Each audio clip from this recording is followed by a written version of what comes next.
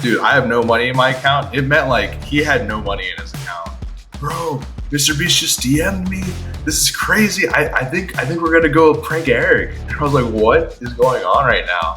Like, we're stressed because the most random stuff is happening. Like, I'm so stressed that I can't find a megalodon tooth today. It is definitely the best job. It is so fun. I 100% believe in this channel. We're taking over.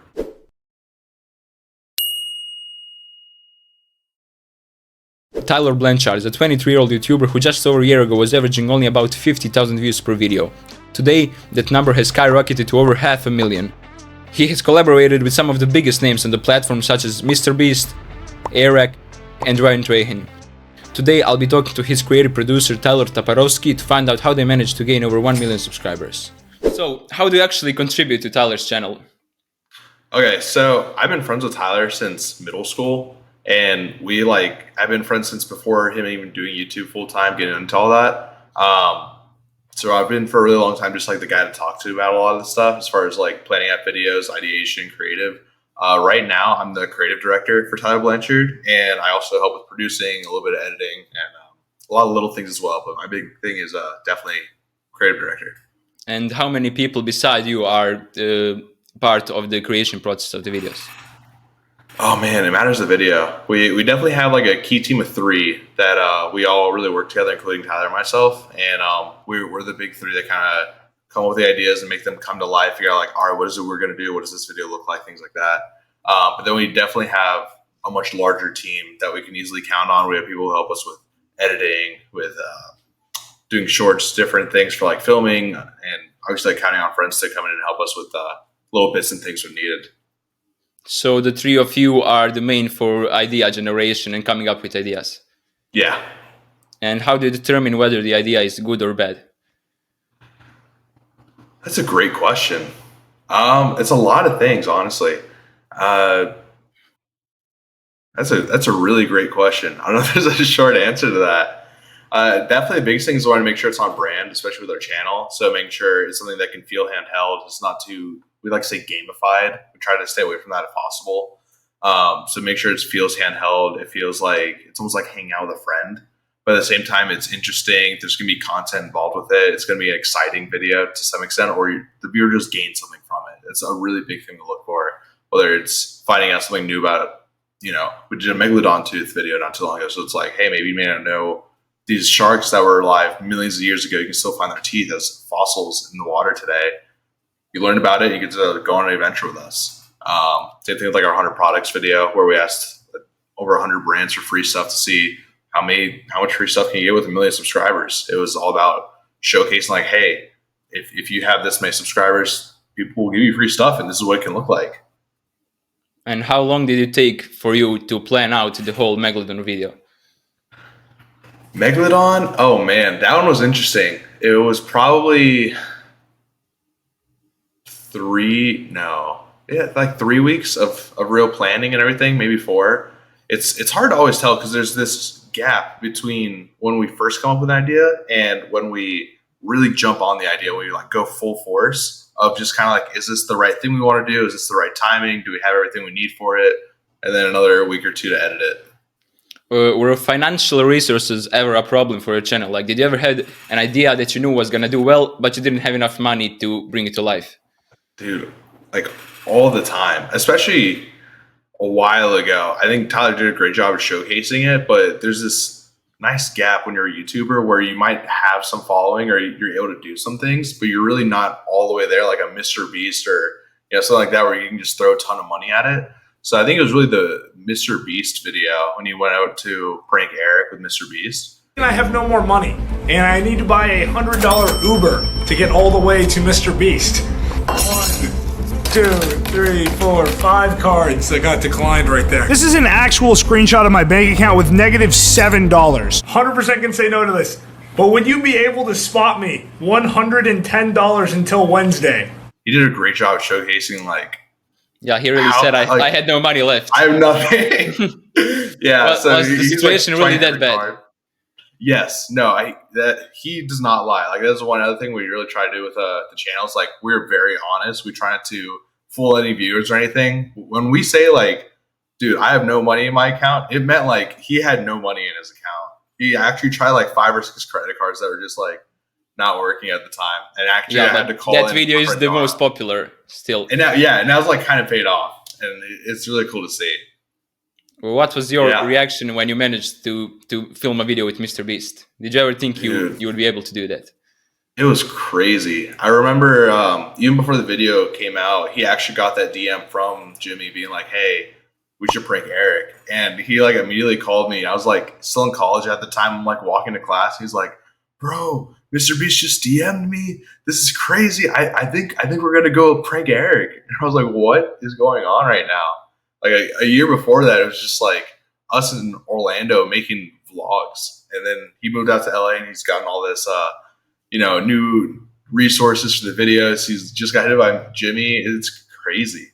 But yeah, it was such an exciting time. Yeah, I think you can all admit that if there wasn't for some bigger YouTubers like Airrack, MrBeast, Ryan Trahan, Manuel Boza, he wouldn't be as big as he is now. They really helped him along the way. Definitely. It's all about collaborating with other people. I think it's really fun as well, like bringing these other people from their channels and showcasing like what their true side is. I know he did that pretty well. Like my apologies. Yeah, he did that really well with like collaborating with like MrBeast and Jimmy and Eric, I should say, with those 2 videos. Like when I think he snuck into Eric's house, and then the whole Jimmy one, Ryan Trahan, you got to see a little more of him.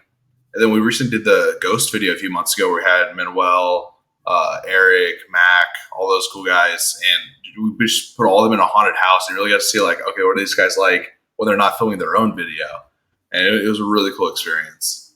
When you were planning the whole Ryan Trahan Penny video, did you really think Ryan was going to instantly respond to your message? Dude, that was a crazy time as well. It's funny because all of that kind of happened within the span of 3 or 4 months where all these huge collaborations came in. Yeah, it was so exciting. I was like, hey, we can try, but I don't know if it's actually going to work, but I think it'd be cool. Yeah, that was a fun time. I got to do the production on that video as well. So really like figuring out what does this look like? How do we make a giant penny? Like who do you call for that? And then you just start calling all these different places. You're like, all right, he needs to get to, middle of nowhere, North Carolina. Who in the middle of nowhere, North Carolina, can make a giant penny in, a week or 2 notice? Then we found Sean the Wizard. He played into that character so well, and it all just came together. But he still isn't the most subscribed Tylor on YouTube. Dude, we are on our way.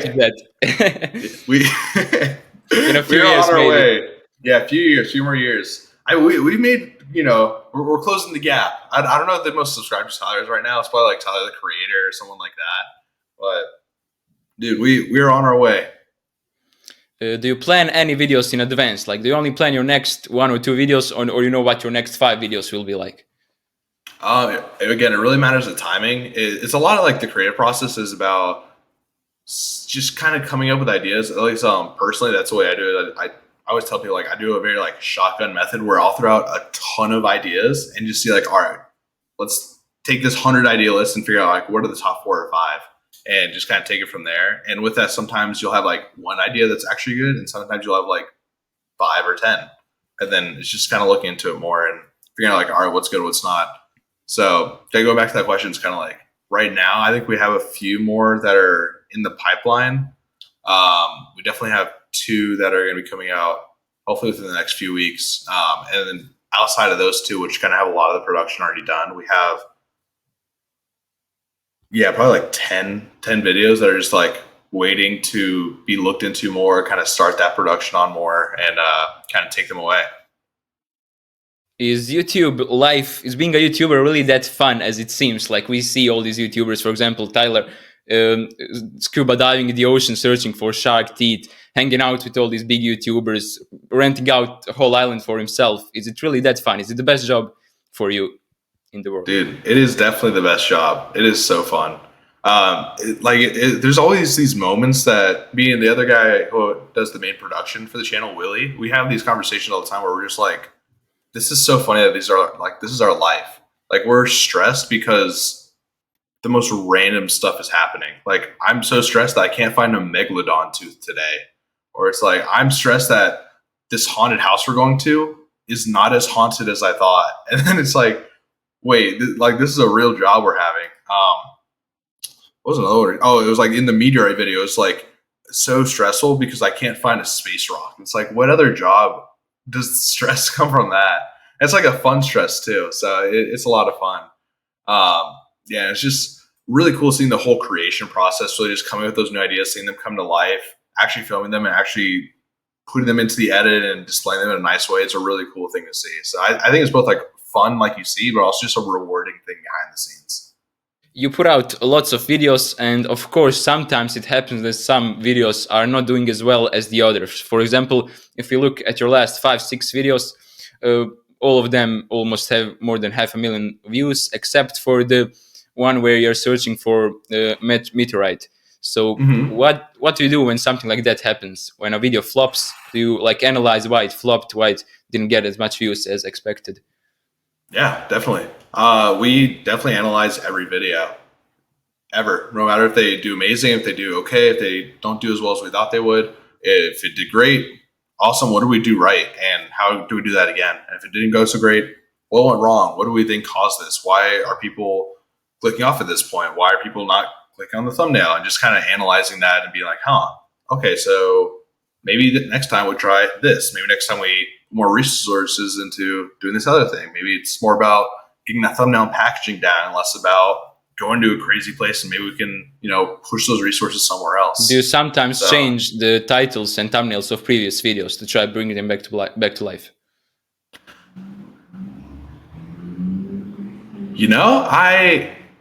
I don't think we have recently.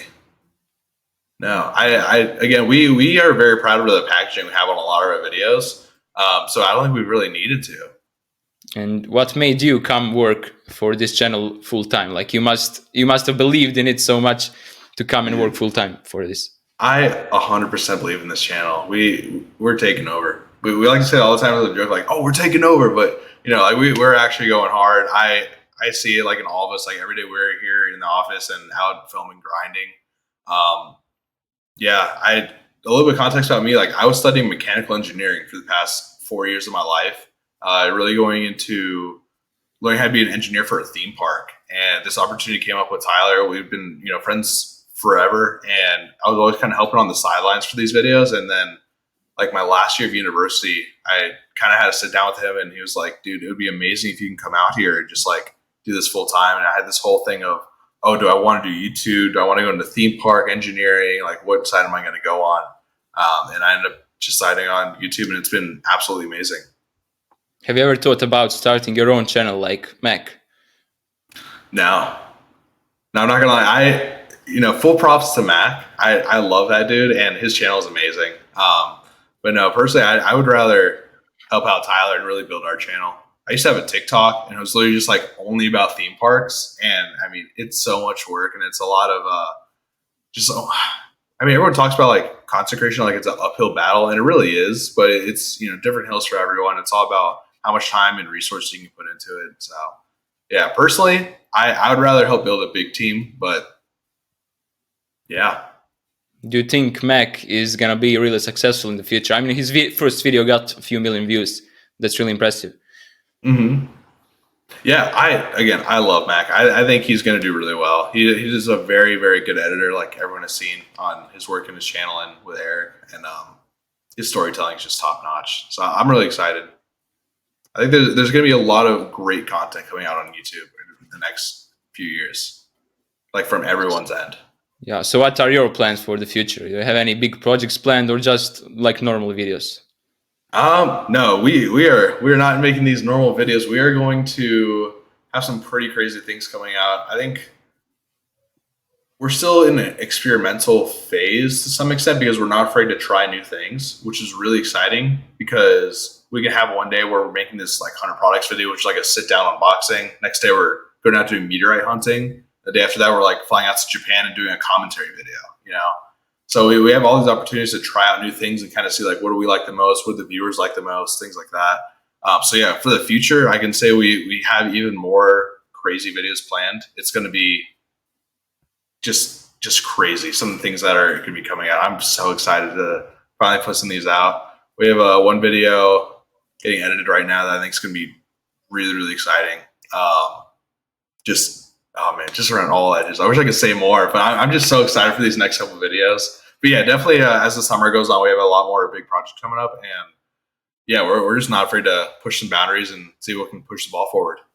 Are you satisfied with the amount of money you're making with YouTube? Like after you make a video, I guess you have to pay the editor and all the stuff and split the money between you three. Are you happy with the money you're making? Oh yeah. It sounds so like cheesy, but I feel like everyone always says like, "Oh, I'm not in it for the money." But that's really how you have to be, especially when you're in a YouTube channel. If there's any like smaller creators who watch this, it's all about like really finding the love and joy in what it is you do, and less of like, oh, I need to be the biggest so I can get a ton of money and live lavishly. It's more about like the experience of bonding with these other people, making the videos, seeing people watch them and want to comment like, hey, I love this. You just made my day. This is the type of video I want, like eat food to. It's just like such a great feeling. So again, it's to me, it's a lot more of the rewardingness of getting to push out these great videos and make people stay. So you have been working for this channel for months now. You have lots of experience. You've been working with some of the biggest YouTubers on the platform. And is there any advice you would like to give to small creators, something you picked up along the way that could help them? Oh man, the biggest thing is just collaborate, I guess. Like try to form a community. If you're a smaller creator, it's all about learning from others. Like you can get very like tunnel vision and you don't realize like, oh, what I'm doing may not be the best, or there might be a better way to do this. And sometimes you get that tunnel vision, especially like in editing, where it's just like, I just need to get this thing out, which is true. You do need to get videos out. But I feel like the more you can collaborate, have that community of other creators with you, and kind of be able to bounce ideas off each other, get revisions on your edits from each other, things like that, it helps so tremendously.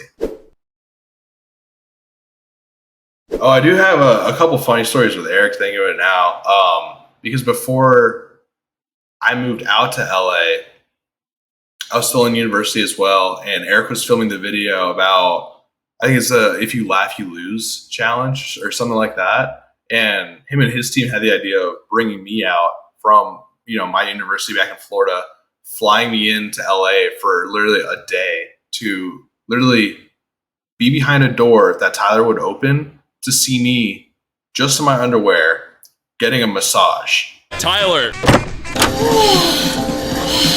I need your help.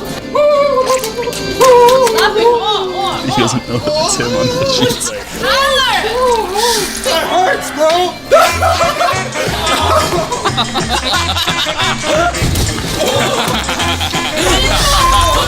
That was the hardest thing I've ever done in my life. Oh, how the frick? He lives in Florida. And they just thought that was going to be the funniest thing ever. And sure enough, we went through with everything. Eric. Yeah, right? We went through with everything. I'm in this like random studio in downtown LA. I get down to my underwear and I'm getting massaged by this woman I just met.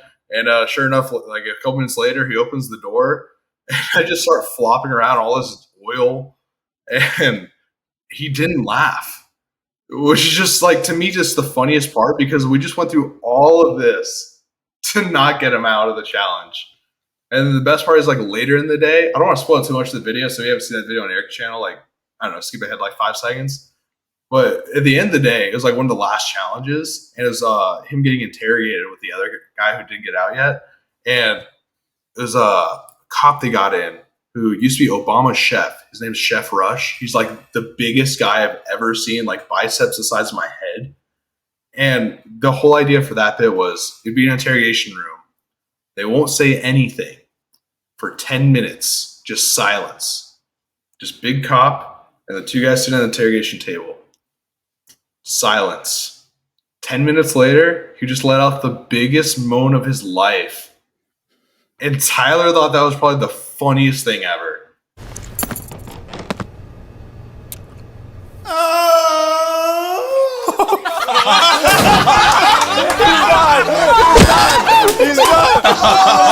He just died laughing and lost.